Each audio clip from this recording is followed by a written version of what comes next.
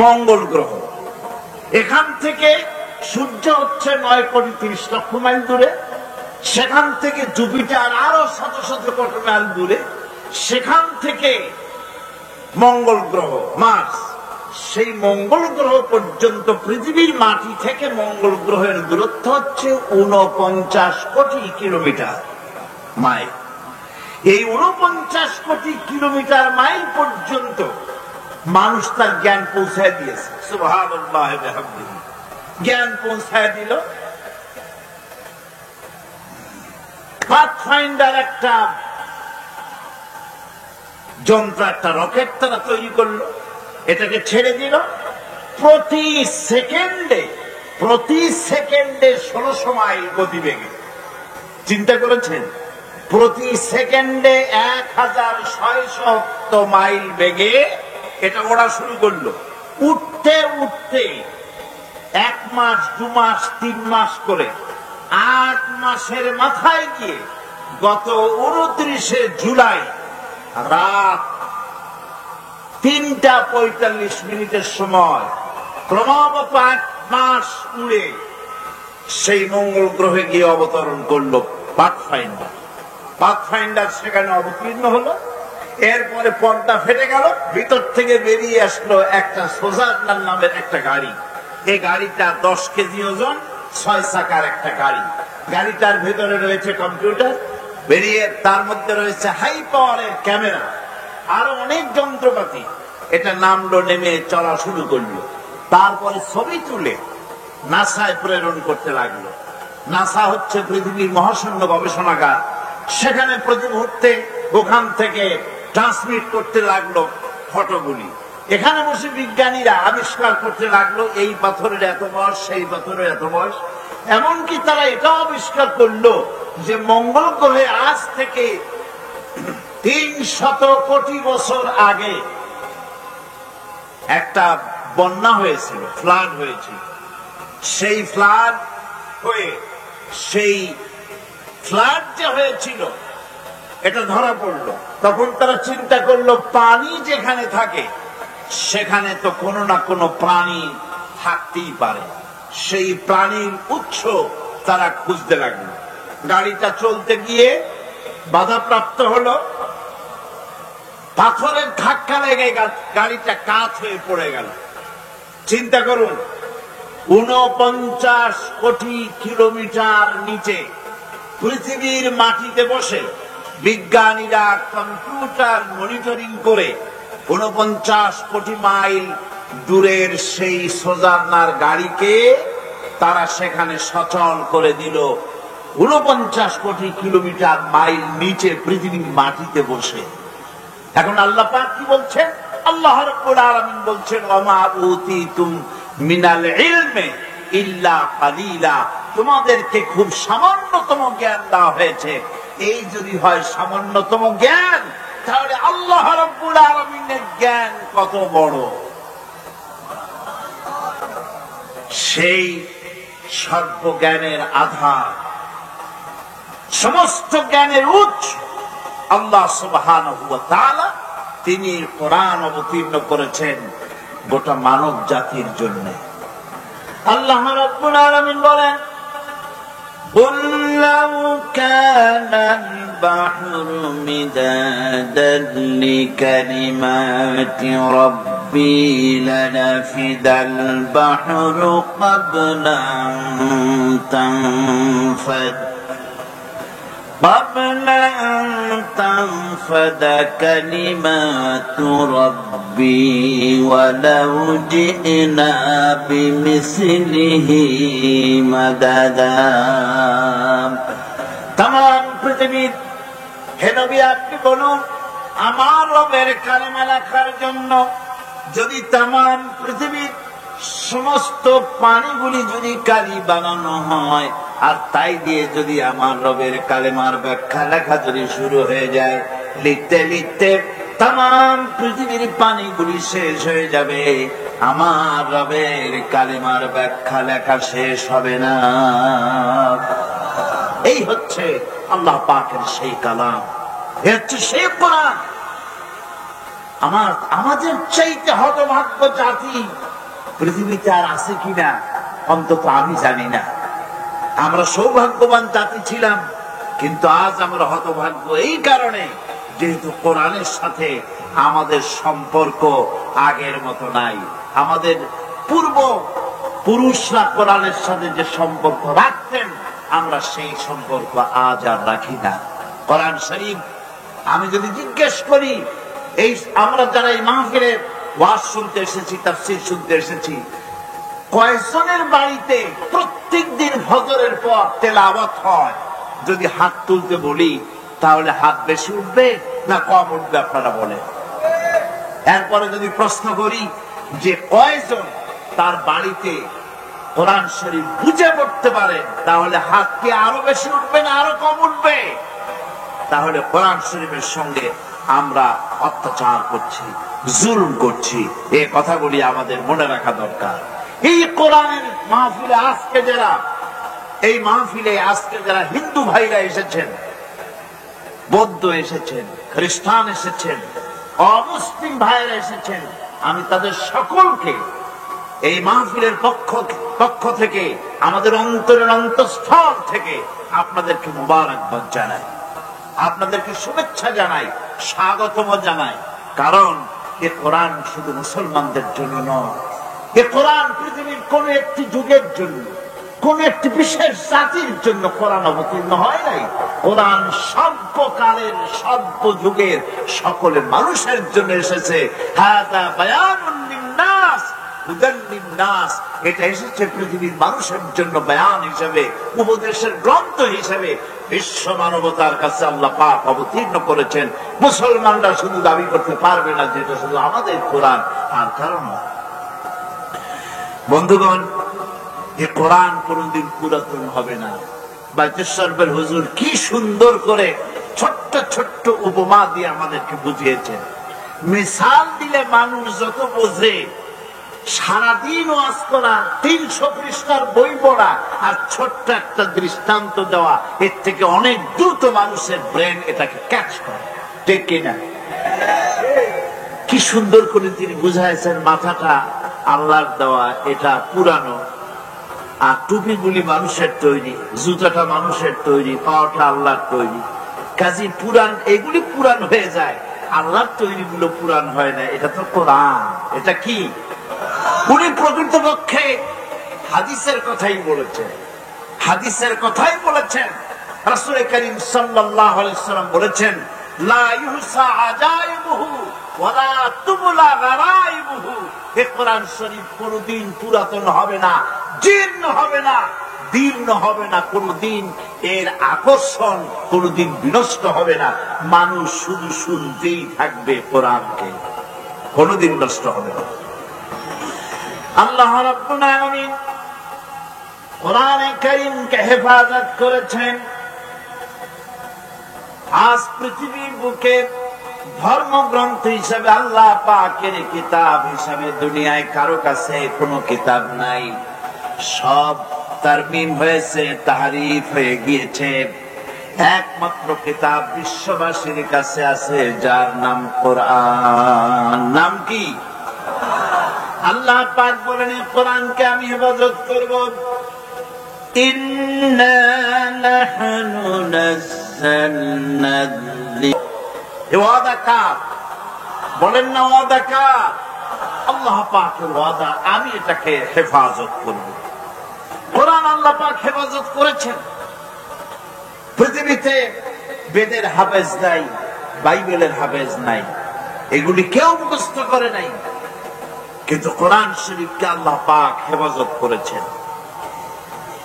কোরআনকে যদি প্রশ্ন করা হয় যে তুমি কোথা থেকে এসেছো, কোথায় তুমি ছিলে, কোরআনে কারীম বলছে, বালহু কুরআনুম মাজিদুন ফি লাওহিম মাহফুজ।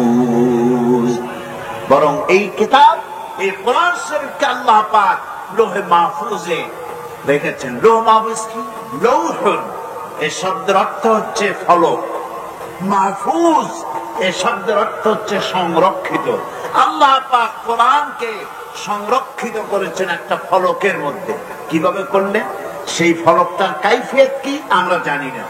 ওটা কি খোদাই করে লেখা, না ফেরেশতা দিয়ে আল্লাহ পাক রং আর তুলি দিয়ে লেখাইছেন, না কি কায়দায় ফলকের মধ্যে রাখছেন, এই কাইফিয়ত পৃথিবীতে কারো জানা নাই। যেমন আমরা জানি না হাফেজে যে ব্যক্তি কোরআন মুখস্থ করেছে, এই মাহফিলে হাফেজ আছেন না? হাফেজে কোরআন অবশ্যই আছে, কিন্তু এই কোরআন তিনি হেফাজত করেছেন কোথায়? তিনি যে মুখস্থ করেছেন রাখছেন কোথায়? এটা যদি কেউ খোঁজে, হাফেজকে তার মাথাটা অপারেশন করে মগজটা যদি প্লেটে এনে তারপর অনুবীক্ষণ যন্ত্র দিয়ে যদি খোঁজা হয়, ব্রেনের মধ্যে কোরআনের একটা অক্ষর পাওয়া যাবে? তার হৃদয়ের ভিতরে কোথাও পাওয়া যাবে? সুতরাং এখানে যে কায়দায় আল্লাহ পাক হেফাজত করেছেন, এরকম কোন এক কায়দায় আল্লাহ পাক হেফাজত করেছেন যে কায়দাটা আমাদের জানা না। আর আল্লাহ এমন ভাবে হেফাজত করলেন যা নষ্ট হওয়ার কোন উপায় নাই। আমার বক্তৃতা বিভিন্ন জনে এখানে টেপ রেকর্ড করছেন, অডিও করছেন, ভিডিও করছেন। এখন এই অডিও ভিডিও হচ্ছে যে ফিতায়, এই ফিতার উপরে যদি আর একজনের বক্তৃতা তোলা হয় তাহলে এটা নষ্ট হয়ে যাবে, ঠিক কিনা? কোরআন তেলাওয়াতের উপরে যদি গান তোলা হয়, ওয়াজ তোলা হয়, তাহলে ওটা নষ্ট হয়ে যাবে কিনা? কিন্তু মানুষ আল্লাহ রাব্বুল আলামিন কোরআনে কারীমকে মানুষের সিনার ভিতরে, মেমোরির ভিতরে, তার স্মৃতির ভিতরে এমন ভাবে ধারণ করায় দিলেন, এই কোরআনে কারীমকে মানুষ মুখস্থ করার পর এরপরে যত কিছুই মুখস্থ করুক না কেন, প্রথম জিনিসটা কখনো মুছে যাবে না। যতই পড়বে ততই এটা হেফাজত থাকবে, নষ্ট হবে না। কোরআন আল্লাহর পক্ষ থেকে নাজিল হলো, কোরআনের ভাষা শৈলী নিয়ে বিভ্রান্তির সৃষ্টি হলো। কোরআনের ভাষা তো খুবই সুন্দর, কি বলে? সুন্দর মানে কি? কোরআন আরবি ভাষা। কোরআন কি ভাষা? আরবি ভাষা। দুনিয়ায় যত ভাষা আছে, এ ভাষার অনেক উৎকর্ষ হয়েছে, অনেক ভাষা বিলুপ্ত হয়েছে। বাইবেল যে ভাষায় নাজিল হয়েছিল সেই ভাষা আজকে পৃথিবীতে নাই। খ্রিস্টানদের কাছে জিজ্ঞেস করুন বাইবেল নাজিল হয়েছিল কোন ভাষায়, সেই ভাষায় আছে নাকি? এবং ওই ভাষায় লেখা একখানা ইনজিল গোটা পৃথিবীর খ্রিস্টানদের কাছে আছে নাকি? তারা জবাব দিক, নাই। সুতরাং বহু ভাষা পৃথিবী থেকে বিলুপ্ত হয়ে গিয়েছে। কোরআন এমন এক ভাষা, 1400 বছর আগে নাজিলকৃত এই আরবি ভাষায় কোরআন নাজিল হলো। ভাষার এত উৎকর্ষ সাধিত হলো, সাহিত্যের মান এত বাড়লো, কিন্তু কোরআনের রচনা শৈলী, এর শব্দ বিন্যাস, এর ছন্দ, এর সুন্দর করে বাকভঙ্গি পৃথিবীর সকল যুগের সাহিত্যকে ম্লান করে দিয়েছে, ম্লান করতে থাকবে কিয়ামত পর্যন্ত। বিভ্রান্তির সৃষ্টি হলো। লোকেরা ভাবলো মুহাম্মদ সাল্লাল্লাহু আলাইহি ওয়াসাল্লাম বোধহয় কবি হয়ে গেছেন, হয়তো তিনি পাগল হয়ে গেছেন, হয়তো তিনি গণক হয়ে গেছেন, নইলে এমন করে মিলিয়ে মিলিয়ে সাজিয়ে সাজিয়ে তিনি বলেন কি করে? আল্লাহ রাব্বুল আলামিন তার জবাব দিয়ে দিলেন। কোরআনে কারীম বলছে, ফাযাক্কির ফামা আনতা বিনি'মাতি রাব্বিকা বিকাহিনিন ওয়ালা মাজনুন। আপনার রবের করুণা আপনি উপদেশ দিয়ে যান, আপনার রবের মেহেরবানিতে আপনি গণক নন আর উন্মোদ নন, আপনি পাগল না, গণক না, কবিও না। আপনার কাছে যেটা নাজিল হচ্ছে সেটা হলো ওহী, আমার পক্ষ থেকে ওহী অবতীর্ণ হচ্ছে। সুতরাং মানুষ বিভ্রান্তির মধ্যে যতই পড়ুক না কেন, কোরআনে কারীম তার নিজস্ব ভাবধারা নিয়ে পৃথিবীর মধ্যে টিকে থাকবে। এই পৃথিবীতে এমন একখানা বই নাই যে বই সম্পর্কে তার লেখক বলবে যে আমি একখানা বই লিখছি যাতে কোনো ভুল নাই। বলেন তো ভাইরা, সুধী মন্ডলী, বলুন, পৃথিবীতে এমন কোন লেখকের সন্ধানকে আপনি পেয়েছেন যে লেখক বলতে পেরেছে যে আমি যে বই লিখেছি এতে কোনো ভুল নাই? কথা বলছেন না কেন? অথচ এই কোরআন যিনি পাঠালেন, কে পাঠালেন? আল্লাহ রাব্বুল আলামিন। এর শুরুতেই তিনি ঘোষণা করেছেন আলিফ লাম মিম যালিকাল কিতাবু লা রাইবা ফীহি। আলিফ লাম মিম, এ হচ্ছে সেই মহাগ্রন্থ যার ভিতরে সন্দেহের লেশ মাত্র নাই। সুবহানাল্লাহ। দুনিয়ায় সমস্ত বই শুরু হয় লেখকের দুর্বলতা দিয়ে। তিনি লেখেন, এই বই লিখতে গিয়ে যদি আমার কোনো ভুল হয়ে থাকে, কেউ যদি আমাকে ধরায় দেন, তাহলে আগামী সংস্করণে আমি তা পরিশুদ্ধ করিতে বাধ্য থাকিব। এরকম বলে কিনা? কিন্তু এই কিতাবের কাইফিয়াত ভিন্ন রকম, এই কিতাবের কায়দা ভিন্ন রকম। কোরআন নাযিল যিনি করলেন তার প্রশংসা দিয়ে কোরআন শুরু হলো। আলহামদুলিল্লাহি রাব্বিল আলামিন। সবাই পড়েন আলহামদুলিল্লাহি রাব্বিল আলামিন। সমস্ত প্রশংসা আল্লাহ পাকের, যিনি তামাম জাহানের পালনেওয়ালা। সুতরাং এই কিতাবের ভিতরে সন্দেহের কোন কারণ নাই। পৃথিবীর মানুষকে আল্লাহ পাক চ্যালেঞ্জ করেছেন, যদি সন্দেহ হয়, ইন কুনতুম ফি রাইবিম মিম্মা নাযালনা আলা আবদিনা فأتوا بسورة من مثله। যদি সন্দেহ হয় আমার বান্দার উপরে যে কিতাব আমি অবতীর্ণ করেছি, যদি সন্দেহ হয় যেটা আমার বান্দার বানানো, তাহলে কোরআনের মতো করে সূরা বানায় আনো। 1400 বছর পার হয়ে গেল, আল্লাহ রাব্বুল আলামিনের এই চ্যালেঞ্জের মোকাবেলা কেউ করতে পারে নাই। ভবিষ্যতে পারবে নাকি? পারবে। আল্লাহ পাক এরপরে বললেন, قل لئن اجتمعت الإنس والجن على أن يأتوا بمثل هذا القرآن لا يأتون بمثله ولو كان بعضهم لبعض ظهيرا। নবী আপনি বলুন, তাম পৃথিবীর সমস্ত মানব জাতি আর জিন জাতি যদি একত্রিত হয় আর পরস্পরকে যদি সহযোগিতা করে, আর এই কোরআনের মতো যদি একখানা কোরআন তারা আনয়নের চেষ্টা করে, সকলে ব্যর্থ হয়ে যাবে। কিয়ামত পর্যন্ত কোরআনের মতো কোরআন কেউ বানাইতে পারবে না। এই চ্যালেঞ্জ আল্লাহ পাকের। 1400 বছর পার হয়ে গেল, এই চ্যালেঞ্জের মোকাবেলা কেউ করতে পারে নাই। বন্ধুগণ, আল্লাহ নাই এ কথা তো পৃথিবীর অনেকেই বলেছে, বলে নাই? বলেছে কিনা কোন?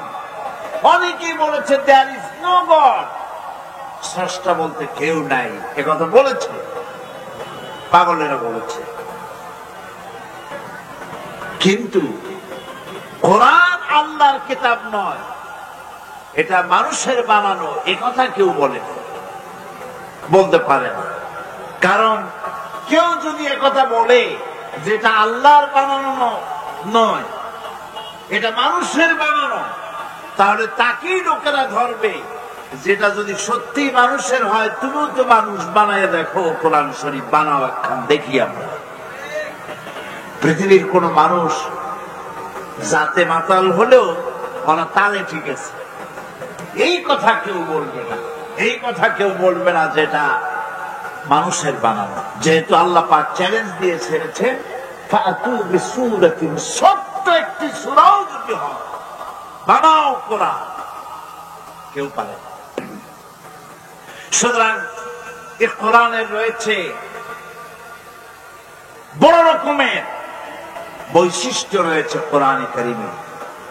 এটা হচ্ছে কালামে রব্বানী, আল্লাহ পাকের আখেরি কালাম, মানুষের জন্য আল্লাহ পাকের তরফ থেকে নাজিল করা সর্বশেষ হেদায়েতের গ্রন্থ, তাবিজের কিতাব নয়। কি বলেন, কোরআন কি তাবিজের কিতাব? না, এটা তাবিজের কিতাব নয়।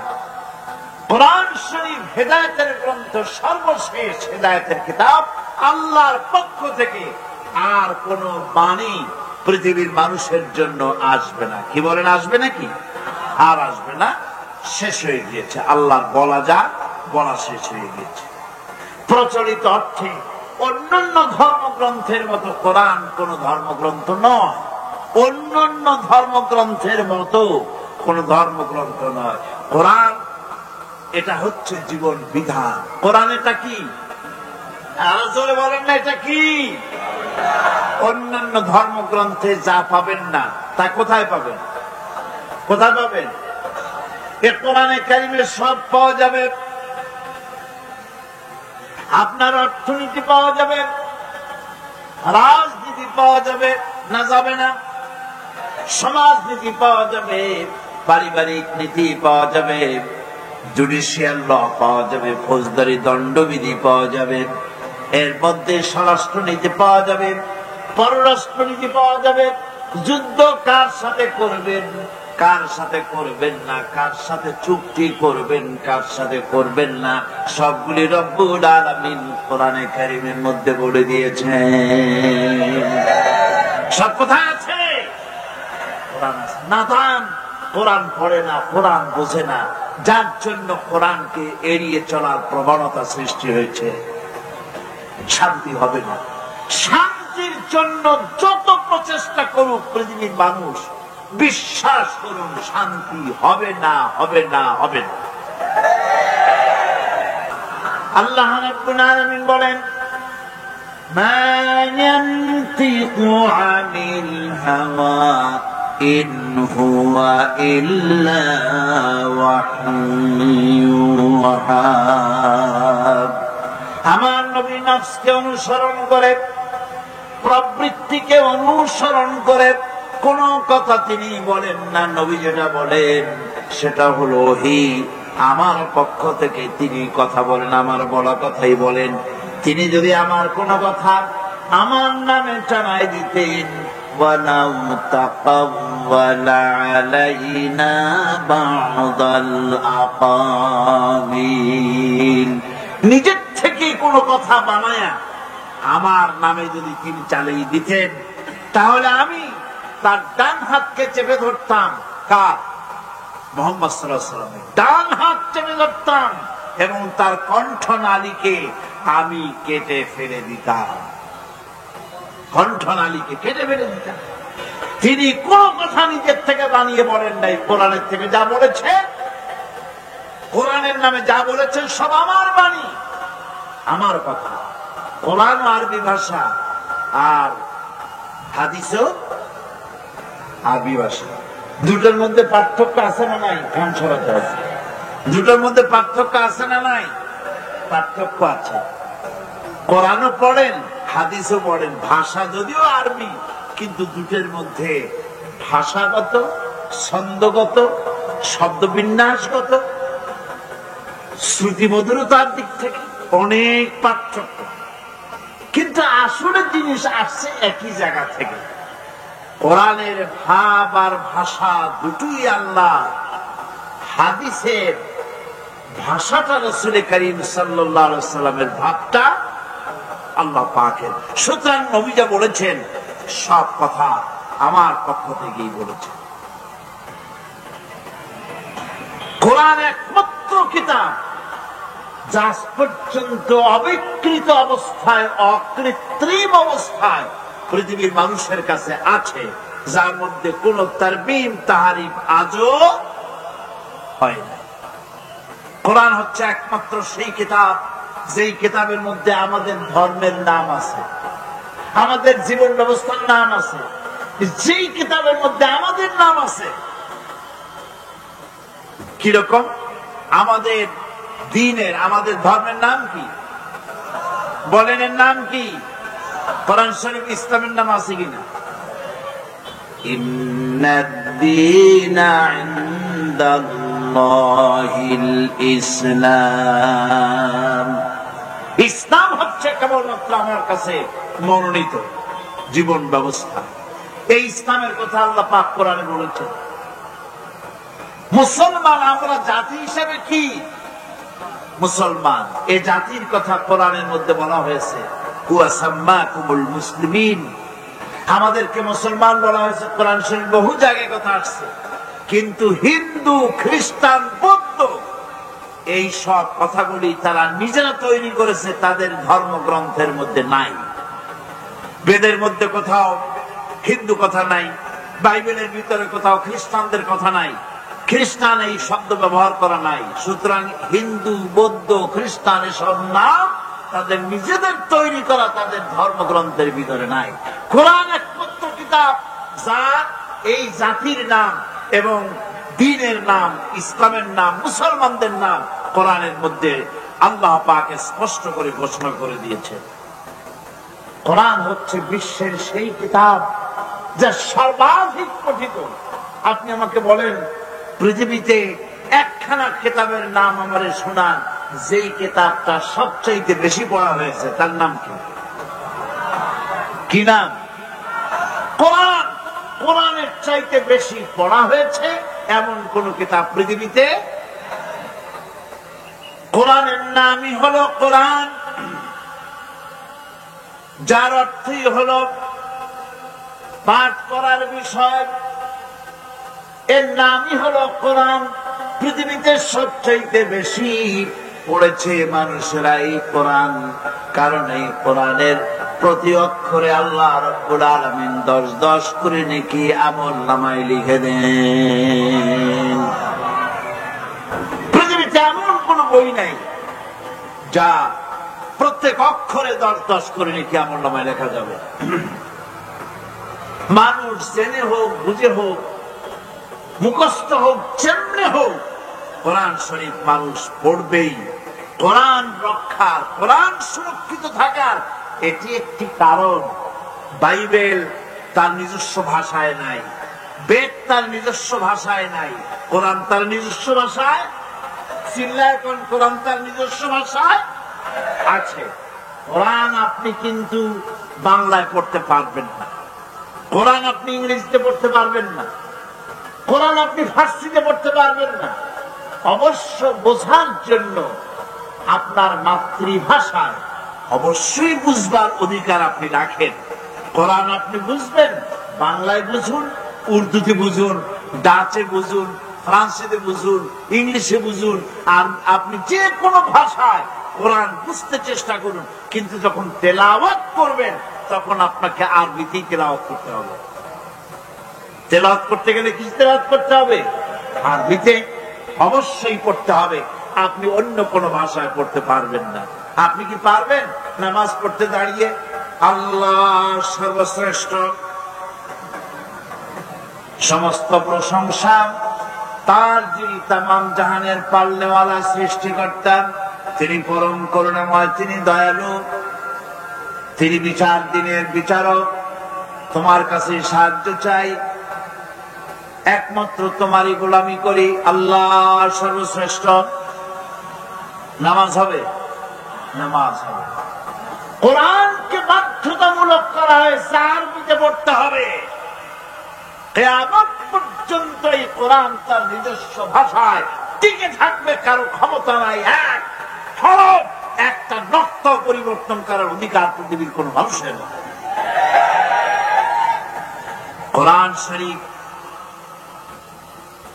একমাত্র সেই বিশাল গ্রন্থ যা মানুষ মুখস্থ করেছে পৃথিবীতে অন্য কোন বই কেউ মুখস্থ, অন্য কোন কিতাব কেউ মুখস্থ করতে পারে নাই। কোরআন একমাত্র কিতাব, মাতৃভাষা নয়, অথচ মুখস্থ করেছে। এরকম কোন কিতাবের নাম আপনার জানা আছে নাকি? নাই। আমাদের মাতৃভাষা কি আরবি? কি আমাদের মাতৃভাষা? আমাদের মাতৃভাষা বাংলা। আরবি আমার মাতৃভাষা নয়, পিতৃভাষাও নয়। কিন্তু কোরআন শরীফ বাংলাদেশের হাজার হাজার লক্ষ লক্ষ মুসলমান মাতৃভাষা নয়, আরবি ভাষা। কোরআনের মতো এত বড় কিতাব মুখস্থ করে সিনার মধ্যে জমা করেছে। পাকিস্তানের ভাষা উর্দু, ভারতের ভাষা হিন্দি, উর্দু, নানান ভাষা আছে। আমেরিকা, ইংল্যান্ডে ইংরেজি ভাষা আছে। বিভিন্ন জায়গায় ইংরেজি, বিভিন্ন রকমের ভাষা আছে। যত ভাষার লোক হোক না কেন, কোরআন যারা মুখস্থ করে নিজের মাতৃভাষা নয়, অথচ মুখস্থ করেছে, এমন নজির, এমন দৃষ্টান্ত পৃথিবীতে কোথাও নাই। সুবহানাল্লাহ। কোরআন হচ্ছে সেই কিতাব যা আল্লাহ পাক রাসূল করিম সাল্লাল্লাহু আলাইহি ওয়াসাল্লামের জীবনের জন্য একটা মুজিজা হিসেবে পৃথিবীর মানুষের কাছে রাসূলের মাধ্যমে পাঠিয়েছেন, গোটা বিশ্ববাসীর কাছে। কোরআন হচ্ছে একটা মুজিজা। কোরআন কি মুজিজা? রাসূলের জীবনে ৩,০০০-এর অধিক মুজিজা রাসূলের জীবনে ঘটেছে, নবুয়তের জীবনে। কিন্তু কোরআন হচ্ছে সর্বশ্রেষ্ঠ মুজিজা। এর থেকে বড় মুজিজা কিছুই নেই। আল্লাহ রাসূল বিদায় হয়ে গিয়েছেন, মুজিজা তিনি রেখে গিয়েছেন। এই মুজিজা দিয়ে পৃথিবীর মানুষ কিয়ামত পর্যন্ত উপকৃত হতে থাকবে, কোনো সন্দেহ নাই। কোরআন হচ্ছে সেই কিতাব যা এক সময় নাজিল হয় নাই, এট এ টাইম নাজিল হয় নাই। কোরআন শরীফ নাজিল হয়েছে ধীরে ধীরে, আস্তে আস্তে করে 23 বছর 5 মাস ধরে ধীরে ধীরে কোরআন নাজিল হয়েছে। আর আন্দোলনের, ইসলাম হচ্ছে একটি আন্দোলনের নাম। ইসলাম কিসের নাম বলেন? ইসলাম হচ্ছে আন্দোলনের নাম।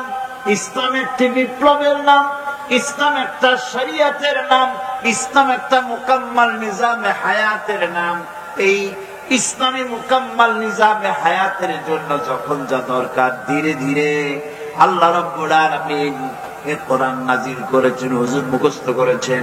মুখস্থ করতে গিয়া বারবার তিনি জিহ্বা নাড়াচ্ছিলেন, দ্রুত করতেছিলেন, যাতে করে একটা আয়াত, একটা জের জবর যাতে বাদ না পড়ে যায়।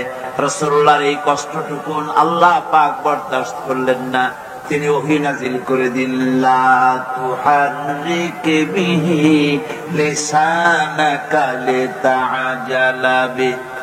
নবী কোরআনে কারীম মুখস্থ করার জন্য জিহ্বাকে এত নাড়াচাড়া করার কোনো দরকার নাই।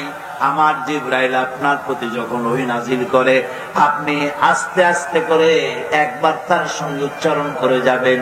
গোটা কোরআন শরীফ আপনার সিনার ভিতরে মুখস্থ করায় দেওয়ার মালিক আমি আল্লাহ। আমি আপনাকে মুখস্থ করায় দিব, কোনো চিন্তা নাই। যে যুগে টেপ রেকর্ডার ছিল না, রাসূলুল্লাহর যুগে টেপ রেকর্ডার ছিল, প্রেস ছিল, কম্পিউটার ছিল, কিছুই ছিল না। ছাপাখানা নাই, প্রেস নাই, কম্পিউটার নাই, তারপরে টেপ রেকর্ডার নাই। সেই যুগের নাজিল করা কোরআন আজ পর্যন্ত আল্লাহ পাক হেফাজত করে রেখেছেন। কারণ এটা বিশেষ কোন যুগের জন্য আসে নাই, বিশেষ কোন জাতির জন্য আসে নাই, এসেছে পৃথিবীর সমস্ত মানুষের জন্য। কোরআন হচ্ছে সকল প্রকার জ্ঞানের উৎস। এতে রয়েছে মানব জীবনের সকল জটিল সমস্যার সন্তোষজনক সমাধান রয়েছে কোরআনের ভিতরে। ওয়াকুল্লা শাইইন ফাসসালনাহু তাফসীলা। আমি প্রত্যেকটি বিষয়কে আমি বিস্তারিত ভাবে কোরআনের ভিতরে বর্ণনা করে দিয়েছি। আল্লাহ পাক এই কোরআন নাজিল হয়েছে আল্লাহ পাকের কাছে থেকে, যিনি সবচাইতে জ্ঞানী, যার কাছে কোনো জিনিস গোপনীয় নাই। قل أنزله الذي يعلم السر في السماوات والأرض। বলুন হে নবী, এই কোরআন নাজিল হয়েছে তার পক্ষ থেকে, যার কাছে আকাশে আর জমিনে গোপন বলে কোনো জিনিস নাই, সব যার কাছে স্পষ্ট, সে আল্লাহ রাব্বুল আলামিন এই কোরআন নাজিল করেছেন। সুতরাং এই কোরআন আল্লাহর পক্ষ থেকে এসেছে গোটা পৃথিবীর মানুষের জন্য। আর এর মধ্যে ওয়ানাজ্জালনা আলাইকাল কিতাবা তিবয়ানান লিকুল্লি শাই, সব জিনিস খুলে খুলে আমি কোরআনের মধ্যে বয়ান করে দিয়েছি। মানুষের জীবনের জন্য দরকার অথচ কোরআনে লেখা হয় নাই এমন কোন বিষয় নাই, সব জিনিসকে কোরআনের মধ্যে খুলে খুলে আমি বলে দিয়েছি। দেখুন 23 বছর ধরে, লক্ষ্য করুন 23 বছর ধরে কোরআন নাজিল হলো। এটা যদি আল্লাহ ছাড়া অন্য কারো কাছ থেকে আসতো তাহলে এর একটার সাথে আরেকটার সঙ্গতি থাকতো না, এক একটা বিষয় আরেকটা বিষয়ের সাথে অসঙ্গতিপূর্ণ হয়ে যেত। কথা ঠিক কিনা? আল্লাহ রাব্বুল আলামিন বলেন আফালা ইয়াতাদাব্বারুনাল কুরআন ওয়ালাউ কানা মিন ইনদি গায়রিল্লাহি লাওয়াজাদু ফীহি ইখতিলাফান কাসীরা। দুনিয়া থেকে বিদায় হয়ে গেছেন যে সমস্ত মাসুম বান্দা বান্দিরা বিদায় হয়ে গেছেন, আমিন জুট মিলে কলোনিতে অগ্নিকাণ্ডে যে সমস্ত আল্লাহর বান্দা বান্দিরা দুনিয়া থেকে বিদায় হয়ে গেছেন, অভূতপূর্ব এই বড় রকমের ভূমিকম্পের দুর্ঘটনা যা চট্টগ্রামে ঘটল, এজন্য আল্লাহ পাকের কাছে দোয়া করে নিতে চাই যারা মারা গেলেন এসব মুসলিম নরনারীকে আল্লাহ পাক যেন শাহাদাতের মর্যাদা দান করেন। তারা যাদেরকে রেখে গেছেন দুনিয়ায় তাদেরকে আল্লাহ পাক যেন সাহারা দান করেন এবং এই জাতীয় দুর্ঘটনা থেকে, আযাব ও গজব থেকে আল্লাহ পাক যেন গোটা বাংলাদেশকে, গোটা মুসলিম মিল্লাতকে যেন আল্লাহ পাক হেফাজত করেন।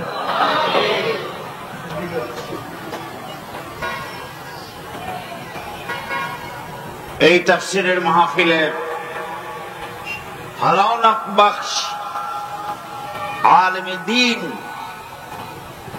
যিনি উপস্থিত থাকতেন, আমি যাকে ওল্ড লায়ন বলতাম, সেই চট্টগ্রামের সেই সিংহ পুরুষ আল্লামা হযরত মাওলানা সিদ্দিক আজাদ সাহেব এই মঞ্চে আর আসবেন না। আল্লাহ পাক যেন তাকে জান্নাতুল ফেরদাউসের মেহমান বানিয়ে নেন।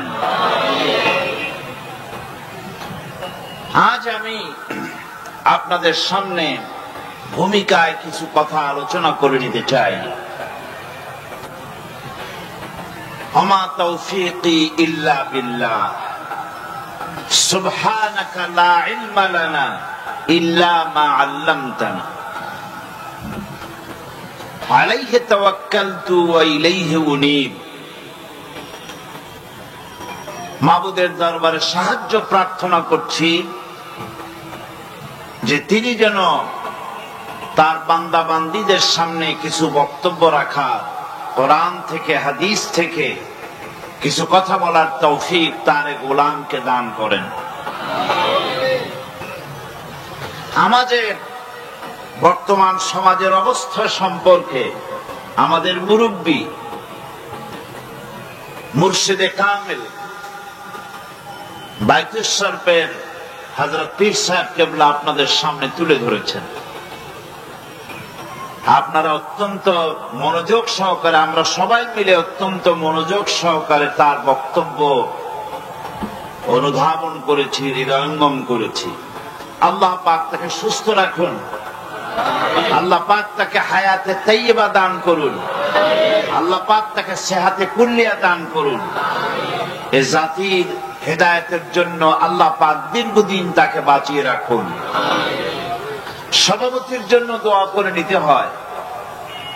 হযরত মাওলানা কুতুবউদ্দিন সাহেব দামাত বারকাতুহুল আলিয়া, যিনি খুব সুন্দর করে প্রতি বছর তার সুললিত কণ্ঠে স্বরচিত শের পড়ে তিনি শোনান, কবিতা পড়ে শোনান, গোটা মাহফিলকে মাতিয়ে তোলেন। আল্লাহ পাক তার ইলমি যোগ্যতা আরো বাড়িয়ে দিন। আল্লাহ পাক তার প্রতি রহম করুন। সমস্ত উলামায়ে কিরামদের উপরে, মাশায়েখে ইজআমদের উপর আল্লাহ পাক রহম করুন। আমি আপনাদের সামনে কথাটা এভাবে তুলতে চাই যে আজ আমি মাওলানা শামসুদ্দিন সাহেবকে জিজ্ঞেস করেছিলাম কদিন আগে যে এই তাফসীরের মাহফিল কতদিন ধরে চলছে। উনি বলছেন এইটা নাকি 20 বছর পূর্ণ হচ্ছে। 20 বছর ধরে আমরা কোরআনে কারীমের তাফসীর শুনলাম, আমাদের মধ্যে পরিবর্তন কতটা এসেছে, এ জাতির মধ্যে, এ দেশের মানুষের মধ্যে কতটা পরিবর্তন এসেছে, সেটাই সবচাইতে বড় প্রশ্ন।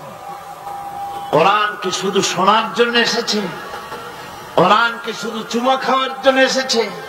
কোরআন কি শুধু মাথায় রাখার জন্য এসেছে? কোরআন শরীফ কি জন্য এসেছে?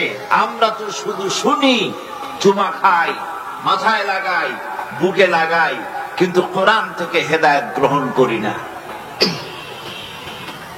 কোরআনের তাফসীর তো আমি নতুন কিছু করছি না।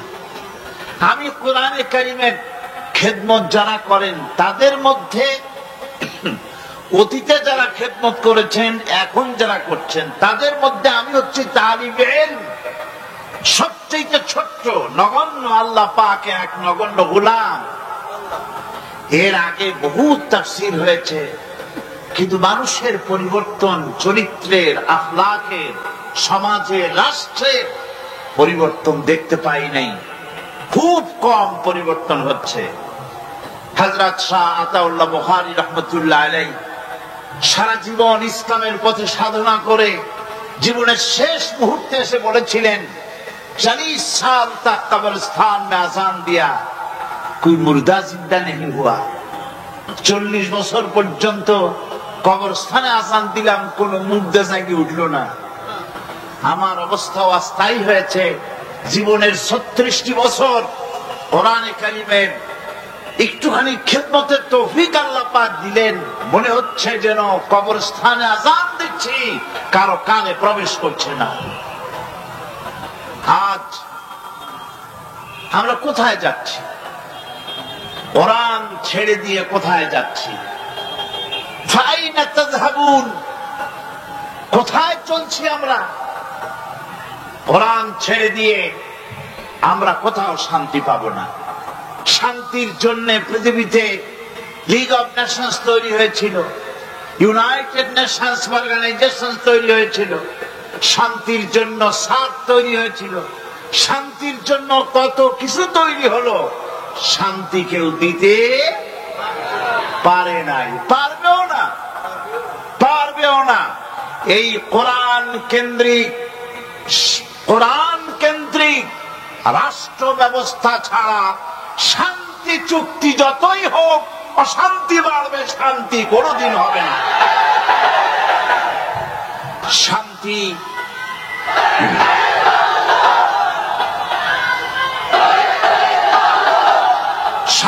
প্রতিষ্ঠার জন্য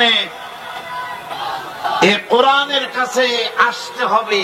কোরআন দিয়ে নিজের আখলাককে, ব্যক্তি, পরিবার, সমাজ ও রাষ্ট্রের চরিত্রকে বদলাতে হবে, নইলে শান্তি ফিরে আসবে না। কোরআনে কারীম হচ্ছে আসল জ্ঞান। এই জ্ঞানের কাছে ফিরে যেতে হবে। এই জ্ঞান আসছে কার কাছ থেকে? আল্লাহ পাকের কাছ থেকে। যুগ যুগ ধরে, শতাব্দীর পর শতাব্দী ধরে, 1500 বছর পর্যন্ত কোরআন পৃথিবীর মানুষের কাছে আছে। আমি তো মনে করি কোরআনের চাইতে মজলুম কিতাব এই পৃথিবীতে আর একটাও নাই। আমরা কোরআনের প্রতি জুলম করেছি, অত্যাচার করেছি, কোরআনের হক আমরা আদায় করিনি। ব্যাখ্যা আমরা করি, বক্তব্য রাখি, লোকেরা কষ্ট করে আসেন, শুনে চলে যান, কিন্তু আমলের ময়দানে ঘাটতি ছাড়া পরিপূর্ণ আমল হয়ে আমলটা যেমন হওয়া উচিত ছিল সেটা সমাজে আজ হচ্ছে না। মানুষ মনে করছে বিজ্ঞান সবকিছু, বিজ্ঞানের দিকে দৌড়াচ্ছে, মানুষের তৈরি করা মতবাদের দিকে দৌড়াচ্ছে। একবার ফুটবলের মতো হয়ে গেছে মানুষ। কিসের মতো হয়েছে বলুন? ফুটবলের মতো। এ শট মারে, ও হেড করে, ও আর এক লাথি মারে, সে আর এক লাথি মারে। এইভাবে করে মানুষ আজ ফুটবলের মতো লাথি খেয়ে বেড়াচ্ছে, কখনো জাতীয়তাবাদের দিকে, কখনো সমাজতন্ত্রের দিকে, কখনো পুঁজিবাদের দিকে, আর কখনো শিখ মতবাদ ধর্ম নিরপেক্ষতাবাদের দিকে। ফুটবলের মতো গোটা জাতি দৌড়াচ্ছে। পৃথিবীর মানুষের কাছে, পৃথিবীর মানুষের জন্য শান্তি প্রতিষ্ঠা হবে না যতক্ষণ পর্যন্ত কোরআনের কাছে না আসি। কারণ আসল জ্ঞান এখানে। আমাদেরকে কম জ্ঞান দেওয়া হয়েছে। ওমা উতীতুম মিনাল ইলমি ইল্লা কালিলা। খুব সামান্যতম জ্ঞান আমাদেরকে দেওয়া হয়েছে, সামান্যতম জ্ঞান, সামান্যতম জ্ঞান আমাদের দেওয়া হয়েছে। এই সামান্যতম জ্ঞান দিয়ে আমরা উন্নতি করেছি ঠিকই। আমরা রাসূল করিম সাল্লাল্লাহু আলাইহি ওয়াসাল্লামের যুগটাকে আইয়ামে জাহিলিয়াত বলি, হুজুর আসার আগের যুগটাকে আইয়ামে জাহিলিয়াত বলি, সেই যুগটাকে ডেজ অফ ইগনোরেন্স বলি, সেই যুগটাকে অন্ধকার যুগ বলি। আমি প্রশ্ন রাখি, সেই যুগের চাইতে আমার বর্তমান যুগ আর এই দুইটা যুগের মধ্যে আপনি একটু ডিফার করেন তো, একটু পার্থক্য করুন তো। কোন যুগটা খারাপ, এই যুগটা না রাসূল আসার আগের যুগটা? সে যুগের মানুষ তো, যেটাকে ডেজ অফ ইগনোরেন্স বলি, অন্ধকার যুগ বলি, সেই যুগের মানুষ তো কোন স্ত্রীকে তার স্বামীর সামনে, স্বামীকে খুঁটির সাথে বেঁধে তার স্ত্রীকে উলঙ্গ করে স্বামীর সামনে ধর্ষণ করেছে। এর ইতিহাস তো আমরা পড়ি নাই। মায়ের সামনে, বাবার সামনে তার কন্যাকে, যুবতী কন্যাকে উলঙ্গ করে পালাক্রমে ধর্ষণ করা হচ্ছে, এই ইতিহাস তো আমরা পড়ি নাই। সুতরাং আজ সেই যুগের চাইতে এই যুগে আমরা মোটেই আগাতে পারি নাই, বরং শিক্ষার নামে, বিজ্ঞানের উৎকর্ষের নামে, সাহিত্যের নামে, শিল্পের নামে, সংস্কৃতির নামে, রাজনীতির নামে, নতুন নতুন যুগ পরিবর্তনের নামে আমরা ধ্বংসের দিকে আগায় যাচ্ছি। আজ আমরা উন্নতি ঠিকই করেছি। আগে আমরা উল্টে চড়তাম, পায়ে হাঁটতাম, এখন আমরা গাড়িতে চলি। গরু গাড়িতে চলতাম, রিক্সায় চড়তাম, এখন আমরা গাড়িতে চলি। আগে আমরা কোন ক্রমে উঠে টুটে চলে বেড়াতাম, এখন আমরা প্লেনে চড়ে বেড়াই, দুনিয়ার মাথা মাথা যাতায়াত করি। আগে একটা খবর এইখান থেকে সেখানে পৌঁছাতে অনেক দেরি লাগতো, আর এখন খবর টেলিফোনের মাধ্যমে খরচ বেশি, ফ্যাক্সের মাধ্যমে খবর পাঠাই, ফ্যাক্সে খরচ বেশি। এখন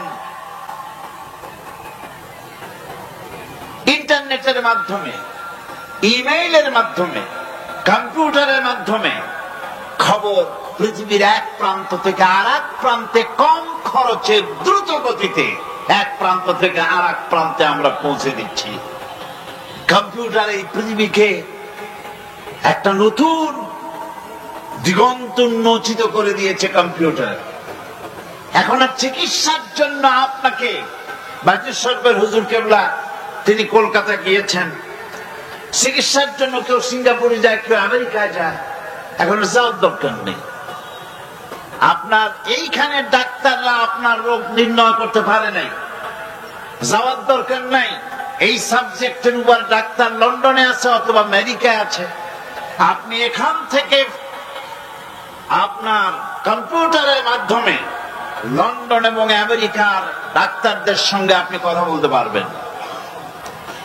সেখানে রোগীর অবস্থা বলার পর সেখানকার ডাক্তার আপনাকে বলে দেবে এই রোগীর এই চিকিৎসা, অপারেশন করতে হলে অপারেশনের জায়গা কতটুকু, কত মিটার কাটতে হবে, কত সেন্টিমিটার কাটতে হবে, কোন জায়গা বাদ দিতে হবে, সব কম্পিউটার আপনাকে বলে দেবে এবং সেইভাবে করে চিকিৎসা করাবেন। অতি দ্রুত গতিতে, কম খরচায় লন্ডন যাওয়া লাগলো না, ডাক্তার আনা লাগলো না, এত টাকা ফি দেওয়া লাগলো না, প্লেন ভাড়া দেওয়া লাগলো না, এত কম খরচে আপনি বাড়ি বসে চিকিৎসা পাচ্ছেন।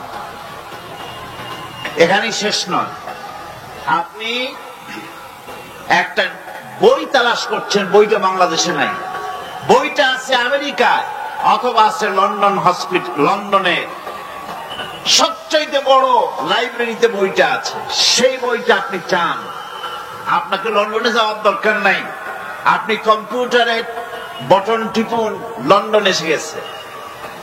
এবার আপনাকে প্রশ্ন করবে, হোয়াট ডু ইউ ওয়ান্ট, তুমি চাও কি?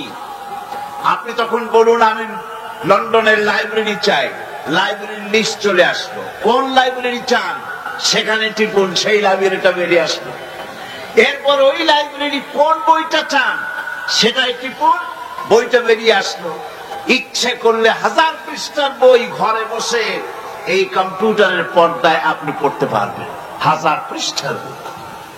তার মানে হলো আমাদের জাতীয় কবি বলে গেছেন, বিশ্ব নিখিল দেখবো আমি আপন হাতের মুঠায় পুরে। আর সত্যি গোটা পৃথিবী মানুষের হাতের মুঠার ভিতরে এসে গিয়েছে। এখন আর ওয়ার্ল্ড বলে না, এখন বলা হয়, বিশ্বকে বলা হয় গ্লোবাল ভিলেজ। এখন হচ্ছে গোটা পৃথিবী একটা গ্রাম, দুনিয়ার এ মাথা থেকে সে মাথা আপনি চলে বেড়াতে পারেন, আপনি যে কোনো জায়গার খবর নিতে পারেন মুহূর্তের ভিতরে। আমরা সে কাজ সেরে ফেলেছি। এখানেই শেষ নয়, এখানেই শেষ নয়, আমরা চাঁদে গিয়েছি, এখানেই শেষ নয়। এরপরে মানুষ, দুনিয়ায় জায়গা হয় না, মঙ্গল গ্রহে যাওয়ার জন্য মানুষ প্রস্তুতি নিয়েছে। আপনারা নিশ্চয়ই জানেন মঙ্গল গ্রহে যাওয়ার প্রস্তুতি নিল। মঙ্গল গ্রহ কি আপনার কদ্দূর? এখান থেকে চট্টগ্রাম থেকে সাতকানিয়া দূর হবে?